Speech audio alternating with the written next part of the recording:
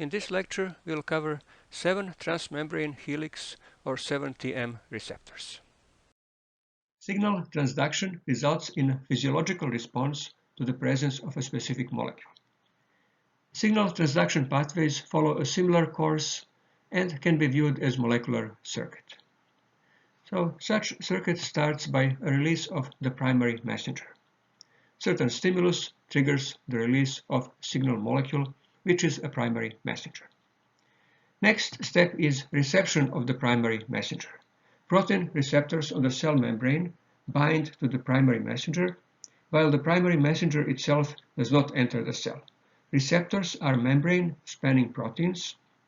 They are similar to enzymes, except that there is no catalysis. Such proteins don't catalyze anything. The signal molecule, or primary messenger, is also called a ligand. Third step is delivery of the message inside the cell by the second messenger. So small molecules called second messengers relay information from the receptor-ligand complexes. Some of the second messengers are cyclic adenosine monophosphate, or CAMP, cyclic guanosine monophosphate, calcium 2+ ion, inositol 1,4,5-triphosphate, IP3, and diacylglycerol. Use of second messenger amplifies the signal. Only a small number of receptor molecules may be activated by binding to ligands. However, each activated receptor molecule may release a large number of second messengers. That way, a low concentration of primary messenger can result in a large intracellular signal and response. Second messengers are free to diffuse to other cellular compartments, and the use of common second messengers in multiple signal pathways offers some advantages, but it also creates problems. Input from several signaling pathways is called crosstalk. It may alter the concentration of a common secondary messenger. Crosstalk better regulates cell activity than would the action of individual independent pathways. However, inappropriate crosstalk can cause changes in concentration of second messengers to be misinterpreted. Next, fourth step involves activation of effectors that directly alter the physiological response. A signal pathway activates or inhibits the pumps, enzymes, and gene transcription factors that directly control metabolic pathways. Gene activation and processes such as nerve transmission. And then final, essential, fifth step is termination of the signal. After the cell has completed its response to signal, the signaling process must be terminated, or the cell loses its responsiveness to new signals. Signaling processes that fail to terminate can have negative consequences, such as uncontrolled cell growth. 7 TM receptors are activated in various ways. Usually they are activated by signal molecules. Those signal molecules are called ligands, and they may be molecules such as hormones, neurotransmitters, odorants, or testants, those responsible for taste impression of various substances. Also, photons, so not molecules but photons, electromagnetic radiation, may activate some of the 7 transmembrane helix receptors, such as rhodopsin receptors. There are several thousand 7 TM receptors that are known, and 50% of the drugs that are currently on the market target those receptors. Much more common name for 7 TM receptor is a G protein coupled receptor, or as it is usually called by abbreviation, GPCR. G protein coupled receptor is a serpentine protein. Serpentine means that single polypeptide chain passes through the membrane in and out. It goes into the membrane, then out, in and out, and in this case 7 times. So here would be schematics. And each time, each pass through the membrane involves segment of the protein that is alpha helix. So that's why we have the other name for this protein, 7 transmembrane. That means it passes 7 times through the membrane, 7 transmembrane, and helix because each pass is an alpha helix. Binding of the ligand outside of the cell induces conformational change in the intracellular domain, intracytoplasmatic domain of the receptor. That conformational change activates G protein. G protein is called G protein because it binds guanylyl nucleotides. So that's why we have the alternative name for 7TM receptor. We call it G protein coupled receptor because that's the receptor that is coupled to G protein and activates G proteins, or abbreviation GPCR. We can examine how GPCR works by activation of G protein by epinephrine. So in this case, signaling begins with epinephrine being released and into the bloodstream and then traveling to the bloodstream to the particular target cell. When it reaches it, it will bind to beta adrenergic receptor or beta ER, which is one of the GPCR receptors. Binding of epinephrine to beta adrenergic receptor causes conformational change in that receptor. Specifically, it causes change in the receptor in the part that is inside cytoplasm, not outside the cell. So binding of the ligand epinephrine outside the cell, on the outer membrane of the cell, causes change in the cytoplasmatic domain of the G protein. And that activates G protein. Next, activated G protein stimulates activity of the enzyme, which is also embedded in the membrane. Enzyme is adenylate cyclase, and it's embedded in the membrane next to the G protein. Adenylate cyclase utilizes ATP, adenosine triphosphate, as a substrate, and from it synthesizes cyclic adenosine monophosphate, which is better known by its abbreviation as CAMP.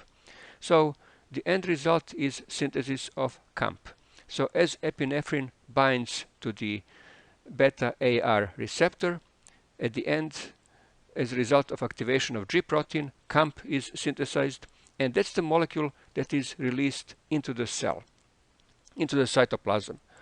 All of the other molecules we mentioned so far, G protein coupled receptor, G protein, adenylate cyclase, they all remain bound to the membrane.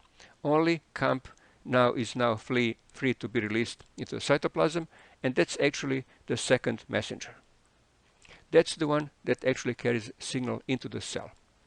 In this case, it activates enzyme protein kinase A, which means that some phosphorylation will occur somewhere in the cell, probably on some enzymes. And here is how adenylate cyclase is activated by G protein. Adenylate cyclase is membrane protein, so it's also a transmembrane protein with numerous alpha helices passing through the membrane, basically, as you can see, going in and out of the membrane. But it does have catalytic apparatus, which has two large domains inside the cell, and that's where the actual synthesis of CAMP occurs.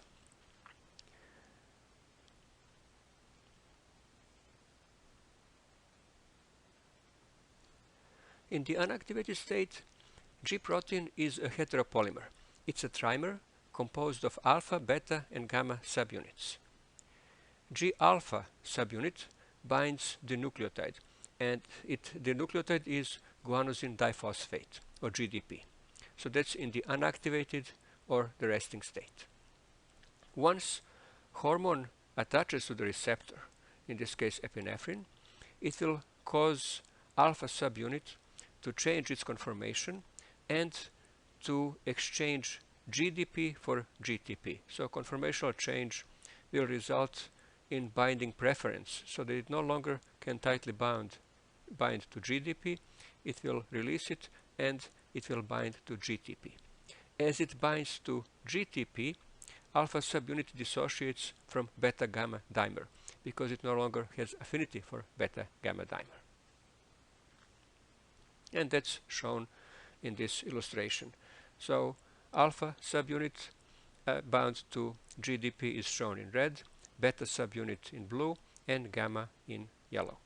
And once GDP to GTP exchange occurs, beta-gamma subunit dissociates. That dissociation causes transmission of the signal. And single hormone receptor complex can stimulate nucleotide exchange in many G proteins, and that's the first level of amplification. So the fact that one single ligand, one single hormone molecule can activate many G proteins is first level of the amplification of the signal. Here is schematic representation how signal transmission operates in case of a G protein activated by epinephrine. So in the dissociated form, that would be GTP form, as I already mentioned in the previous slide. G alpha subunit no longer has affinity for a G beta gamma dimer. So it's available to binding to other proteins, and it actually binds to adenylate cyclase and activates adenylate cyclase. So epinephrine binds to beta adrenergic receptor. Binding results in activated receptor, which causes GTP for GDP exchange, and that's first level of amplification of the signal, because one activated receptor will activate a number of G proteins. So not just one G protein, but numerous G proteins. Activated G protein will result in protein-protein interaction. That means interaction with adenylate cyclase. And in this case, as adenylate cyclase is activated, it will stimulate CAMP production. Once CAMP production is activated, then adenylate cyclase produces numerous CAMP molecules, which is second level of amplification, because once enzyme is activated, it doesn't produce just one single molecule of CAMP, but numerous molecules of CAMP.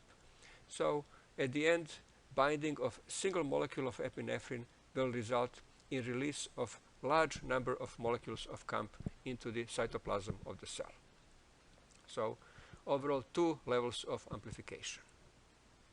And finally, CAMP will activate protein kinase and possibly other effectors. And here is description on the right of the signaling pathway shown in schematic representation. So each amplification step is shown in green.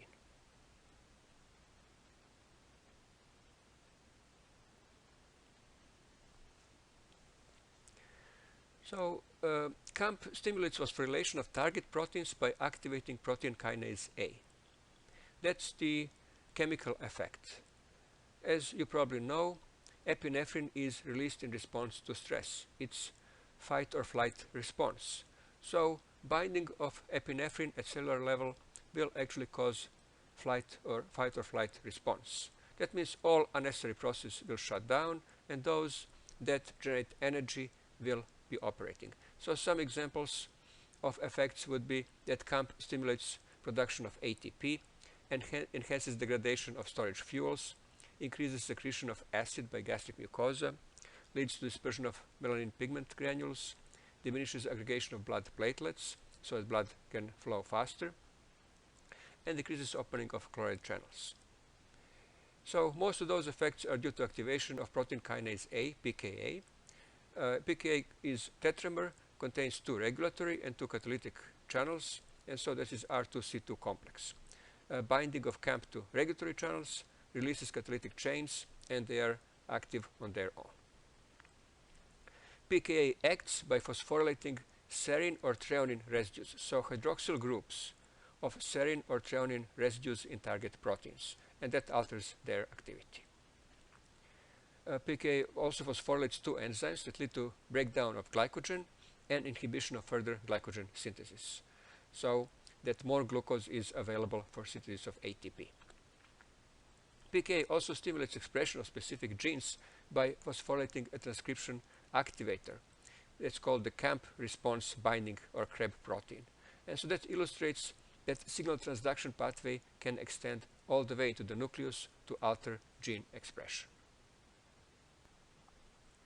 Once activated, G proteins have to reset to inactive resting state.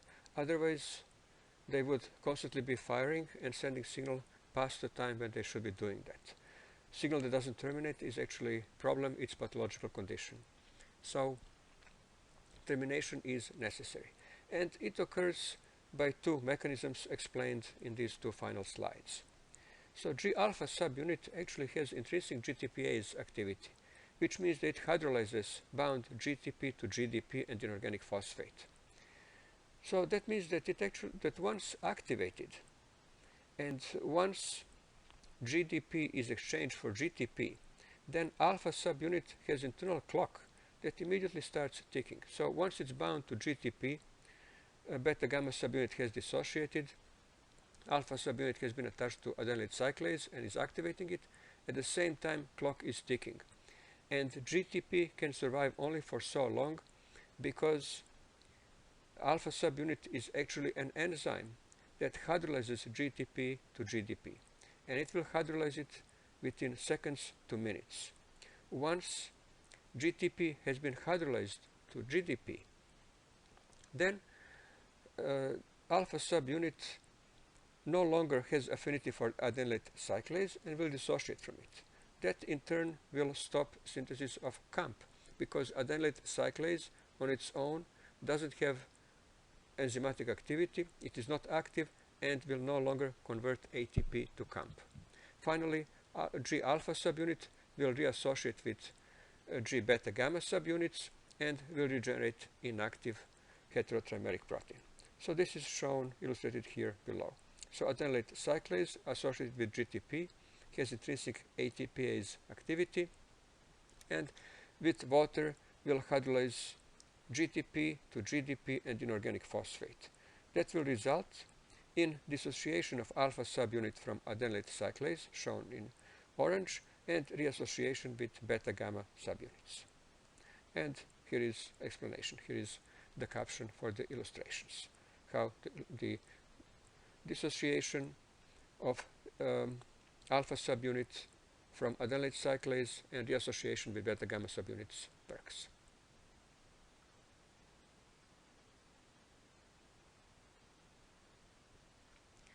So GPCR has to reset to prevent continuous activation of G proteins, and there are two processes. Previous process explained on the previous slide is accompanied by dissociation of the ligand, and then that returns a receptor to inactive or resting state. There is an alternative, much faster mechanism. So active complex can be deactivated by much faster mechanism, and that's by phosphorylation of serine or threonine residues in C-terminal tail of the receptor. Once C-terminal tail has been phosphorylated, that will change in its conformation, and a protein called beta-arrestin will attach to it. Beta-arrestin inactivates GPCR and prevents its further activity. Once it's inactivated, then it is going to be reset following previously described process on the previous slide.